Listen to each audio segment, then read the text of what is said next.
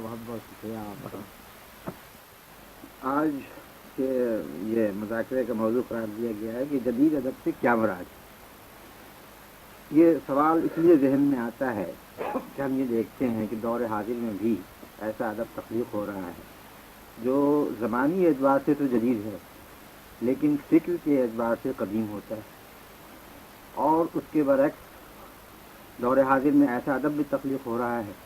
جو نہ صرف زبانی اعتبار سے جدید ہے بلکہ اپنی فکر کے اعتبار سے بھی جدید ہے. کیونکہ اگر یہ پہلو نہ ہو تو پھر جدید و قدیم کا فرق تو واضح ہے. تو ایسی صورت میں ہمیں اس بات کو متعین کرنا پڑے گا کہ اول تو یہ کہ ہم کس دور کے، ہم یہ دیکھتے ہیں کہ حال ہی کے زمانے سے ہی جو ادب تخلیق ہو رہا ہے اس کو جدید ادب کہتے آئے. کچھ لوگ، ایک زمانہ آیا کہ سن 36 کا جبکہ لوگوں نے اس کو جدید یا نیا ادب کہا. آج بھی کچھ نوجوان ایسے ہیں جو صرف اپنے ادب کو جدید ادب کہتے ہیں اور بقیہ سارے ادب کو وہ پرانا ادب قرار دیتے ہیں. تو سوچنا اس موضوع پہ یہ ہے کہ کون سی وہ باتیں ہیں جن کی وجہ سے ہم کسی اس حد کے بالخصوص ادب کو جدید ادب کہیں گے، اور کون سی وہ باتیں ایسی ہیں جن کے پائے جانے کی بنیاد پر ہم اسے جدید نہ کہیں. میرا خیال میں راشد صاحب آپ سے بجا. میرے نزدیک یہ قدیم اور جدید کا فرق مصنوعی فرق ہے. زیادہ سے زیادہ اگر تقسیم قدیم اور جدید کی جا سکتی ہے تو اس لحاظ سے کی جا سکتی ہے، دو لحاظ سے کی جا سکتی ہے. ایک یہ کہ زمانے کے اعتبار سے، دوسرے ان اندرونی تحریکات کے اعتبار سے جس سے وہ ادب نمودار ہوتا ہے. لیکن میں اس لیے کہہ رہا ہوں کہ یہ فرق مصنوعی ہے کہ بالآخر جب ہم پیچھے موڑ کر دیکھتے ہیں تو وہ ادب بھی جو اپنے زمانے میں جدید تھا وہ قدیم ہی میں شامل ہو جاتا ہے. زمانے کے اعتبار سے خاص طور پر شامل ہو جاتا ہے، لیکن معنوی اعتبار سے بھی بہت سے نئے اثرات ادب کا نمودار ہونے کی وجہ سے وہ ادب جو اپنے زمانے میں نئی تحریکات کا اور نئے ہیجانات کا، نئے افکار کا حامل تھا، وہ اکثر قدیم ادب سے جا ملتا ہے.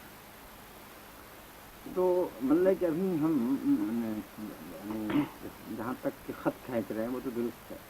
لیکن ہم نشاندہی بھی چاہیں گے کہ وہ کون سی خصوصیات ہیں جن کی بنیاد پر ہم یہ کہہ سکتے ہیں کہ دور حاضر سے یہ ادب جو ہے وہ جدید ہے، اور وہ کون سی خصوصیات ہیں جن کی بنیاد یہ کہا سکتا ہے کہ ہر چند کی دور حاضر میں تخلیق ہو رہا ہے لیکن وہ قدیم ادب سے مختلف نہیں ہے. سب کچھ ارشاد کر رہے تھے آپ فیصلہ آپ کچھ ایک جدید، ایک تو بیانیہ معنوں میں استعمال ہوتا ہے یعنی نیا. وہ تو ظاہر ہے کہ اگر ہم آج کل اس اصطلاح کو استعمال کرتے ہیں تو ہماری مراد وہی ادب ہے کیونکہ آج کل تخلیق ہو رہا ہے یعنی نیا ادب. اگر ہم اس کو اصطلاحی معنوں میں استعمال کرتے ہیں یعنی وہ ادب جو کہ قدیم سے مختلف ہے، تو پھر وہ سوالات پیدا ہوتے ہیں جو کہ جن کے بارے میں آپ نے اشارہ کیا ہے. مثال کے طور پہ جب ہم اپنی شاعری کی تاریخ پر نظر ڈالتے ہیں تو عام طور سے یہ فرض کر لیا جاتا ہے کہ جدید شاعری کی ابتدا مولانا حالی سے ہوتی ہے اور اس کے بعد پھر جتنی شاعری ہے وہ جدید شاعری ہے. یہ غالباً حد فاصل اس لیے قائم کی گئی ہے کہ مولانا حالی کے بعد ہماری شاعری میں یا ہمارے ادب میں ایک خاص قسم کی تبدیلی رونما ہوئی ہے، خاص قسم کا انقلاب سامنے آیا جس کے حالات زمانے کے حالات تھے. یعنی اس کے بعد وہ پرانا سماج کا نقشہ جو تھا اس کو بدل گیا، اس میں ہماری معاشرتی زندگی میں نئی چیزیں داخل ہوئیں مغربی تہذیب کی وجہ سے، اور اس کے زیر اثر نئی تحریک پیدا ہوئی جس کو کہ ہم جدید ادب کی تحریک کے معنی تو یہ ہوئے فیض صاحب کہ ہمارا ایک ادب ایک مخصوص دور کا ادب، سب تو نہیں، ایک مخصوص دور کا ادب ایسا تھا جس میں صرف لفاظی تھی اور مبالغہ تھا اور زندگی سے اس میں دوری تھی. نہیں قطعی یہ تو نہیں، میرا خیال بات پوری قطعی نہیں، اس لیے کہ اس سے پہلے کا جو ہمارا ادب تھا یہ نہیں کہ اس میں محض لفاظی تھی اور اس کا حقیقت سے کوئی واسطہ نہیں تھا، یقیناً تھا، لیکن اس زمانے کی حقیقت مختلف تھی. یہ بجا اور جس حقیقت کی وہ ادب ترجمانی کرتا تھا، جب وہ حقیقت بدل گئی یعنی معاشرتی حقیقت اور نقشہ اور ہو گیا، تو اس کے بعد وہ ادب جو تھا وہ قدیم کہلانے لگا، اور جس ادب میں یہ نئے افکار اور نئے خیالات اور نئے معاشرے کی ترجمانی کی گئی وہ ادب جدید ادب کہلایا۔ لیکن اس کے بعد سے لے کے اب تک ظاہر ہے کہ حال ہی کا زمانہ ہمارا زمانہ تو نہیں ہے۔ اس کے بعد بھی یہ میں سمجھتا ہوں کہ جدید ادب کی تعریف عام طور سے یہ ہوتی رہی کہ جب کسی عہد میں یا کسی دور میں کوئی ایسی تحریک پیدا ہوئی ادبی تخلیقات میں جس کی نوعیت یا جس کی حیت یا جس کا طرز فکر یا جس کے موضوعات اس سے پہلے کا جو ادب تھا اسے مختلف تھے۔ ایک ہی دور میں چنانچہ جیسے کہ آپ نے پہلے کہا تھا، ایک ہی دور میں آپ دیکھتے ہیں کہ ایسے شاعر بھی ہیں جو کہ پرانے رنگ میں لکھتے ہیں، نہ صرف یہ کہ ظاہری طور سے بلکہ ذہنی اعتبار سے قدیم ہے۔ چنانچہ میں سمجھتا ہوں کہ جب بھی کسی ادب میں کوئی ایسی نئی تحریک پیدا ہو جو کہ نئے حالات سے ہم آہنگ ہو اور جس میں کسی نئے طرز فکر کی یا کسی نئے معاشرتی تجربے کی ترجمانی کی جائے، اس ادب کو آپ دوسرے ادب سے مقابلے میں دیں۔ تو نئے طرز فکر اور نئی معاشرت میں جو تبدیلیاں پیدا ہوتی ہیں ان سے جو نئے تجربات جو جن سے سابقہ پڑتا ہے ان کی ترجمانی کی جائے تو اس سے ایک جدید ادب کا تصور پیدا ہوتا ہے۔ یا صاحب آپ اس پر حضور میں یہ کرنا چاہتا تھا کہ اصل میں اب تو لفظ جدید جو ہے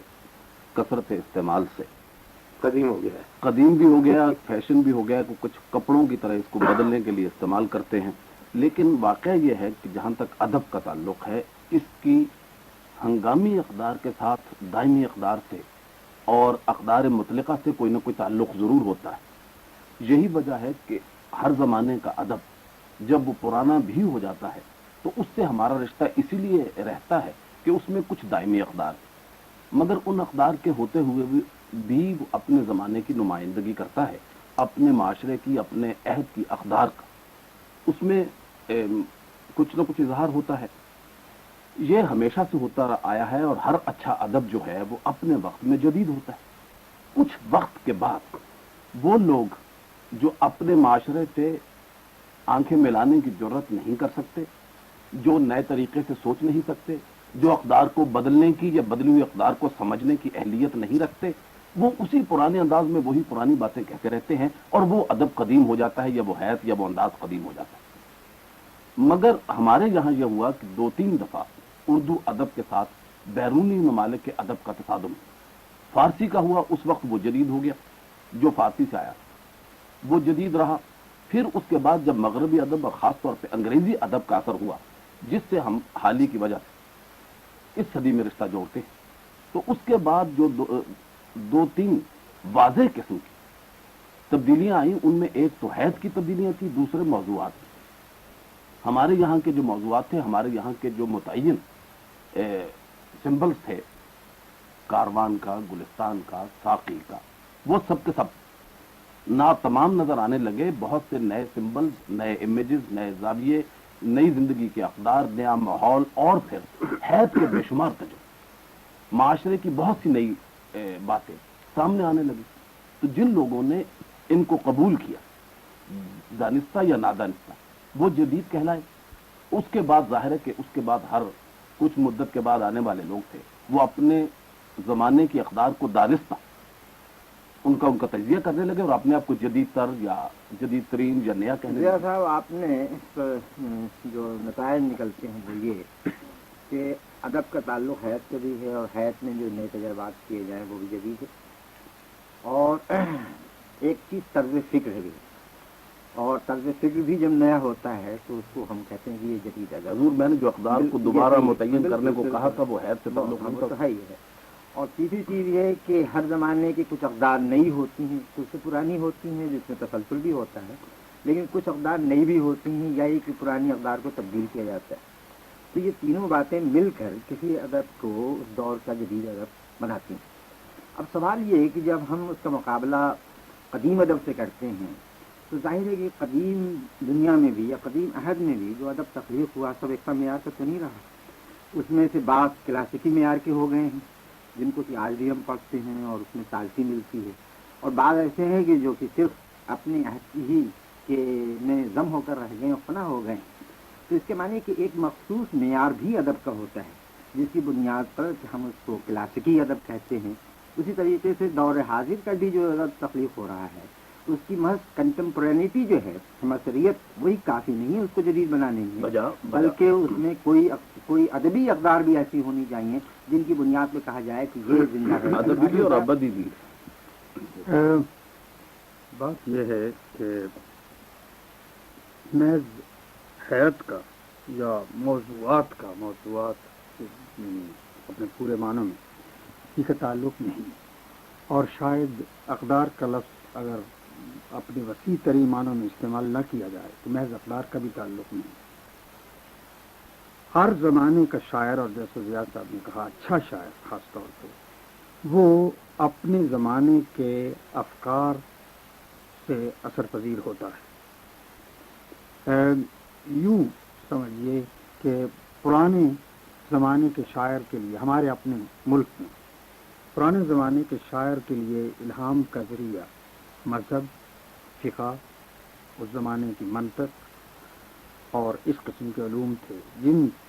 کے علاوہ وہ کم علوم جانتا تھا. ہمارے زمانے میں تعلیم کا نظام بدلنے سے سائنس، فلسفہ، جدید فلسفہ، نفسیات، اقتصادیات، جدید سیاست کا علم، کچھ دوسرے ملکوں کے ساتھ تعلقات کا علم، دوسرے ملکوں کے فلسفے کا علم یا ان کی سائنس کا، یہ تمام چیزیں ہماری تعلیم کا اور ہماری تربیت کا جز بننے لگی. اس کا لازمی نتیجہ یہ تھا کہ ہمارا احساساتی اور جذباتی رد العمل بھی مختلف ہے. کہنے کا مطلب یہ ہے کہ یہ مختلف زمانوں میں ادیب یا شاعر کے رد العمل کا نتیجہ، اس رد عمل کا نتیجہ ہے کہ وہ شعر الگ کہتا ہے، مختلف کہتا ہے اپنے پہلے زمانے سے، اور اس کی وہ انفرادیت جو شعر تخلیق کرنے کے لیے یا ادب تخلیق کرنے کے لیے لازمی چیز ہے وہ خود بدلتی چلی جاتی ہے زمانے کے ساتھ، اور اس سے اس کا رشتہ پرانے ادب سے دور ہوتا چلا جاتا ہے. لیکن یہ کہنا مشکل ہے کہ اس میں تسلسل نہیں رہتا. تسلسل تو اس کا اول تو اسی میں ہے کہ تخلیق کی عرض یا تخلیق کی خواہش ایک متواتر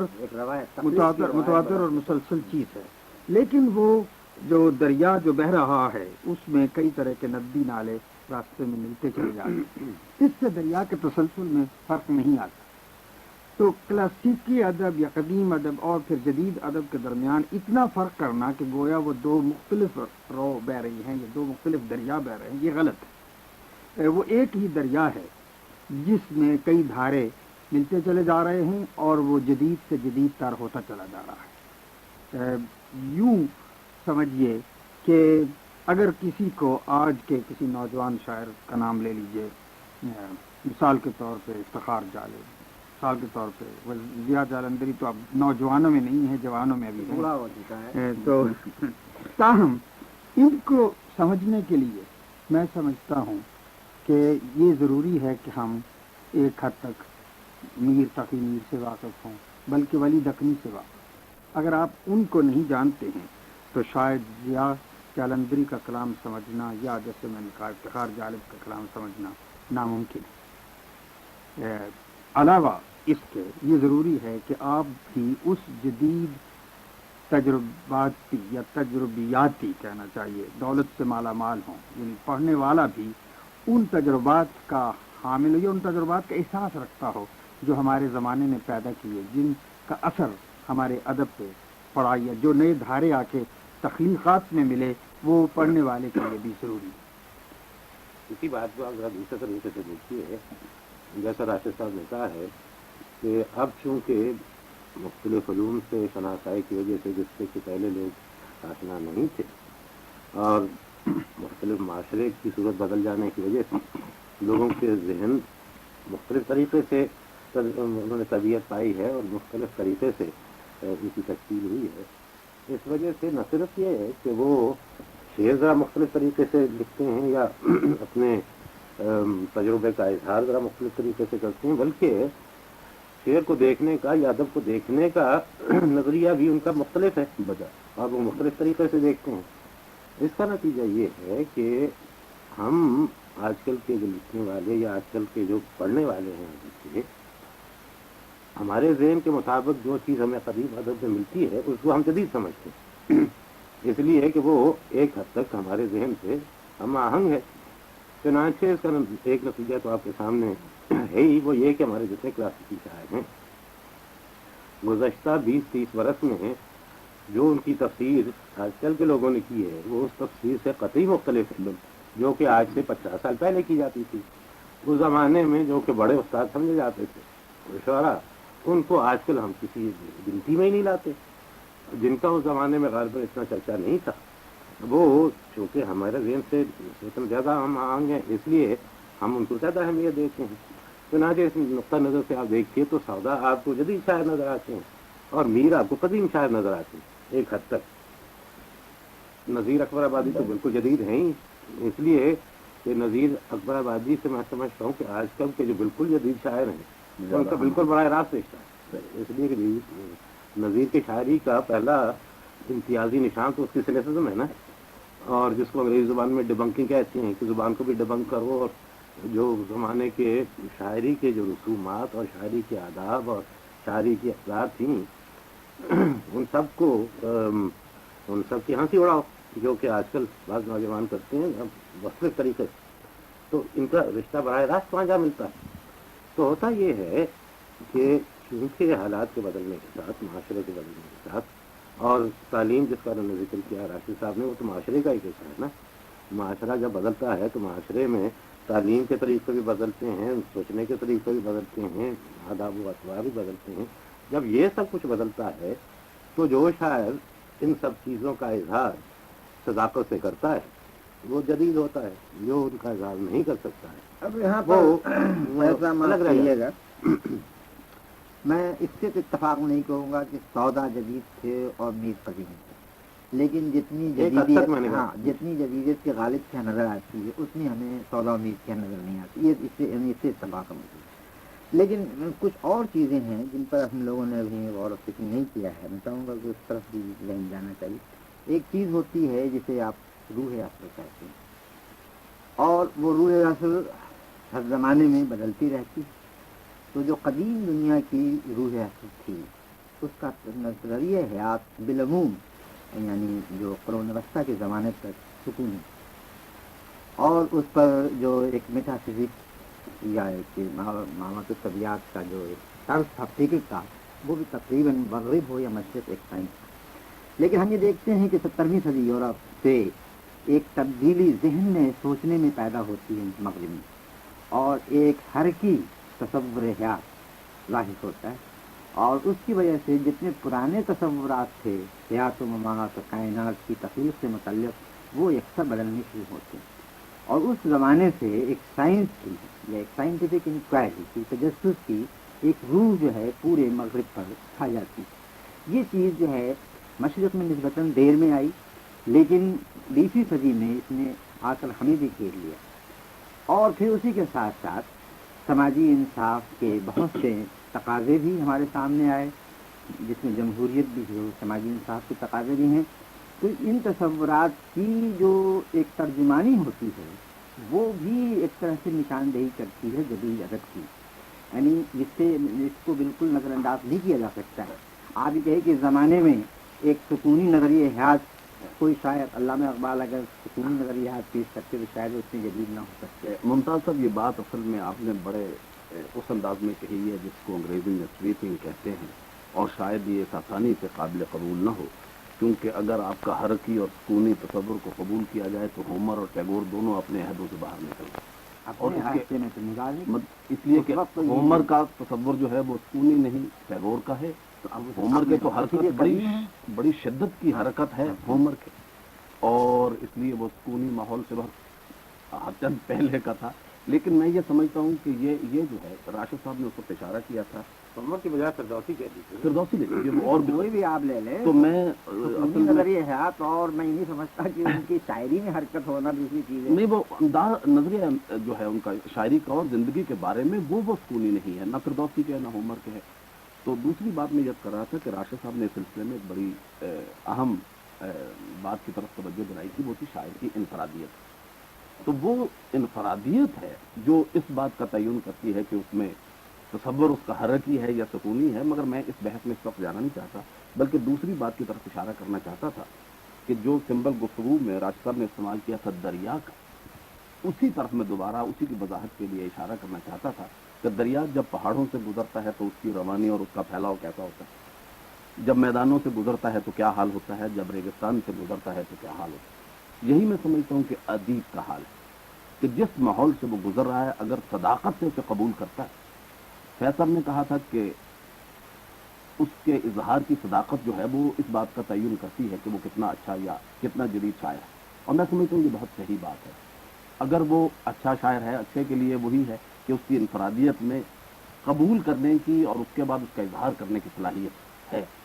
اگر اس میں یہ ہے تو وہ جو اپنے عہد میں قبول کرے گا اس میں وہ تو ہوگی دائمی اقدار چلی آتی ہے ہمیشہ وقت کے ساتھ. اپنے زمانے کے ماحول کو، چاہے وہ پہاڑ ہو، چاہے میدان ہو، چاہے ریگستان ہو، اس کو وہ قبول کرے گا اور اسی کا اظہار کرے گا. اور جو پہلے ماحول سے تبدیلیاں ہیں اس کے چلنے میں، اس کے اظہار میں، اس کے انداز اظہار میں، اس کے طرز احساس میں، وہ اس کی شاعری میں قدرتاً نمایاں ہوں گی. اور باقی رہی اس کی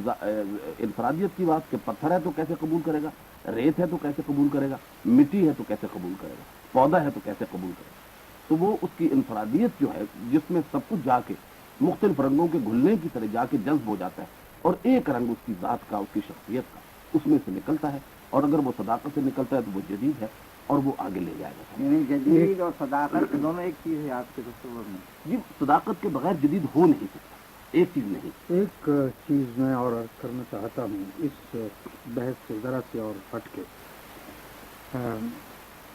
کہ جدید اور قدیم سے فرق کرنے میں ایک چیز شاید فراموش نہیں کی جا سکتی کہ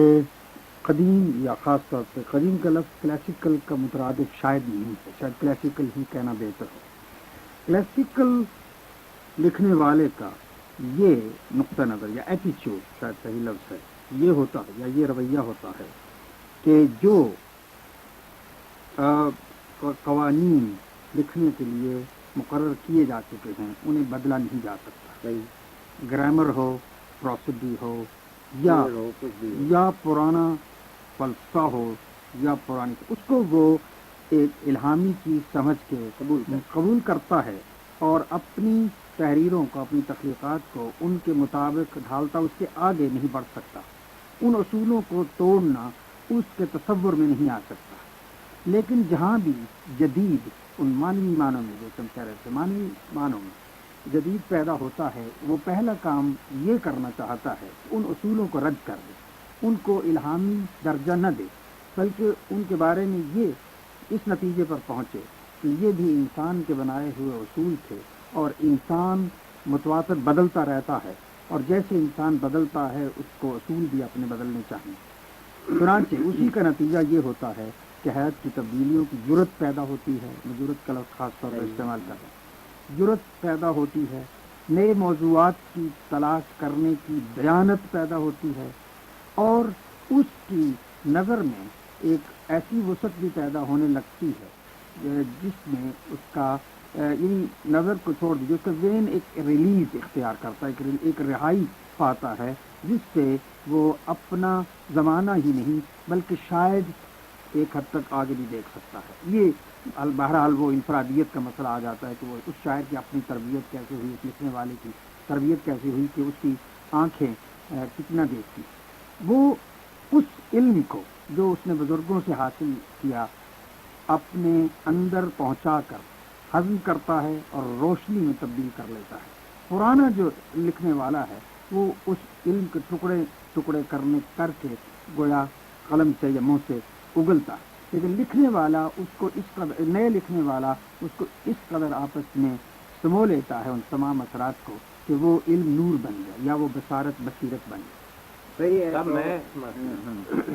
تو میں جدید لکھنے والوں کی طرف سے ایک احتجاج کر دیتا ہوں، اس لیے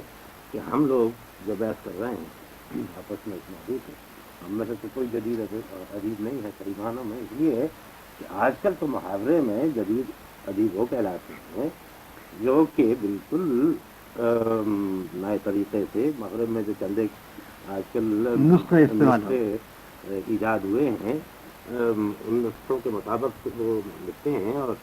وہ اپنے آپ کو جدید کہتے ہیں، ہم اور آپ تو جدید نہیں ہیں۔ فیصل اس سلسلے میں اگر خطا کلامی کی آپ اجازت دیں تو میں یاد کروں کہ وہ اپنے آپ کو جدید نہیں کہتے، وہ جدید آپ ہی کو کہتے ہیں، اپنے آپ کو وہ نئے ادیب کہتے ہیں، نیا ادب کہتے ہیں اپنے ادب کو، لیکن ان کے بعد جو پیدا ہوں گے وہ پھر اور تیسرا لفظ کہاں سے لائیں گے؟ کوئی لے آئیں گے لفظ اپنا ساتھ لائیں گے، پھر یہ لفظ جدید ہو جائیں گے اور وہ نئے ہو ممکن ہے وہ جائیں گے۔ تازہ لائیں یا کوئی لفظ لائیں اپنے لیے، بہرحال آپ ارشاد فرمائیں، میں صرف یہ کرنا چاہتا تھا کہ وہ اپنے آپ کو نیا کہ جدید ایک تعریف یہ بھی ہے جی جس سے ہم نے بالکل توجہ نہیں دی ہے، ایک تعریف یہ ہے کہ آج ہمارے احساس کیا آپ ضیاء صاحب اور آپ کے بھی چند آنے والے جو میں نے آپ سے بات کیا ان تک بھی جو کچھ لکھا گیا وہ سب قدیم ہو چکا ہے، اور اب جدید ادب کہلانے کا مستحق وہ ادب ہے جو کہ قطعی جو بھی روایات اور افکار اور آداب اور جو کچھ بھی ہے جو ان سب کی نفی کرے۔ میں یہ سمجھتا ہوں کہ ایک حد تک یہ صحیح بھی ہے، یہ ان کا یہ دعویٰ کبھی جدید یہ ہے، یہ ایک حد تک صحیح ہے، صرف فرق جو تھوڑا سا ہے وہ یہ ہے کہ یہ جو بالکل جدید ادب ہے ابھی تک اس سے خد و خال اتنے متعین نہیں ہوئے ہماری نظر میں کہ ہم کہہ سکیں کہ ہم اس کی کوئی شناخت کر سکیں کہ بھئی یہ ہے۔ جب ہو جائے گا غالباً 10-15 سال تک 5-10 سال تک وہ پختہ ہو جائیں گے تو وہ اپنی راہ اختیار کریں گے۔ پھر تو میں اس سلسلے میں درمیان کی کڑی ہونے کی حیثیت سے اگر اجازت دیجیے تو کچھ عرض کروں۔ وہ ایک بات تو یہ ہے کہ آپ نے کچھ دن ہوئے گفتگو میں فرمایا تھا کہ جدید ادب یا نیا ادب بھی دو دھاروں پہ بہ رہا ہے، ایک مثبت اور ایک منفی دھارا۔ اس وقت جس دھارے کا آپ نے ذکر کیا یہ وہ دھارا جس کو آپ نے منفی دھارا کہا تھا، جو اپنے معاشرے سے اس حد تک نامطمئن ہے کہ وہ اس کی شکست و ریخت میں اور تمام اقدار کے ساتھ صداقت، ادب اور خلوص کو بھی منہدم کر دینا چاہتے ہیں اور ختم کر دینا چاہتے ہیں۔ تو یہ میں سمجھتا ہوں کہ ایک رویہ ہے ان کے بارے میں، اور دوسرا دھارا وہ تھا جو آپ نے کہا تھا کہ اب بھی مثبت ہے۔ اب ناموں کی طرف جانا تو شاید مشکل ہو ان لوگوں کی تلاش میں کہ کون مثبت ہے یا کون منفی ہے، لیکن میں یہ کرنا چاہتا تھا کہ ایک تو یہ ڈر لگتا ہے کہ جس طرح آج سے 30-35 برس پیشتر جب آپ نے لکھنا شروع کیا تو اس وقت بھی بہت سے لوگ تو ماننے کو تیار ہی نہیں تھے کہ یہ ادب ہے یا اس طرح ادب کہا جا سکتا ہے، بلکہ پچھلے ہفتے جوش صاحب نے ایک جگہ کہا کہ صاحب یہ لوگ کاہل ہیں، کلاسیکل ادب انہوں نے پڑھا ہی نہیں، اس لیے یہ جدید شاعری کی طرف آئے۔ وہ ہم سے بھی پہلے بزرگ یعنی آپ سے بھی پہلے کے ہیں تو وہ یہاں تک بھی آنے کو تیار نہیں۔ تو اب جو نئے لوگ ہیں یعنی دونوں دھارے مثبت بھی اور منفی دھارے بھی وہ تلاش کر رہے ہیں، جیسے کہ آپ تلاش کر رہے تھے اور اس کے بعد آپ کے بعد آنے والے تلاش کر رہے تھے، اپنی حقیقت اور اپنی آگاہی کے اظہار کے ذرائع۔ تو میں یہ سمجھتا ہوں کہ جیسا کہ آپ نے کہا ممکن ہے کہ اس سارے انتشار سے وہ صورتیں وہ ڈھانچے نکل آئیں، اور کچھ تو نظر بھی آتی ہے، کچھ امید کے نکل آئیں گے، جس کے بعد وہ اپنی صورت اختیار کریں اور اس وقت کے جدید مونومنٹس کو یہ جو کچھ کہ آپ نے فرمایا یہ اپنی جگہ ٹھیک ہے۔ اس طرح سے دو باتیں ہمارے سامنے آتی ہیں کہ ادب کی طرف دو رویہ ہے۔ ایک تو یہ ہے کہ من ماضی کو قبول کرنا، اس میں کوئی تبدیلی نہ چاہنا، قواعد کی پابندی کرنا، موضوعات کی تقلید کرنا، اور دوسرا جدید وہ رویہ ہے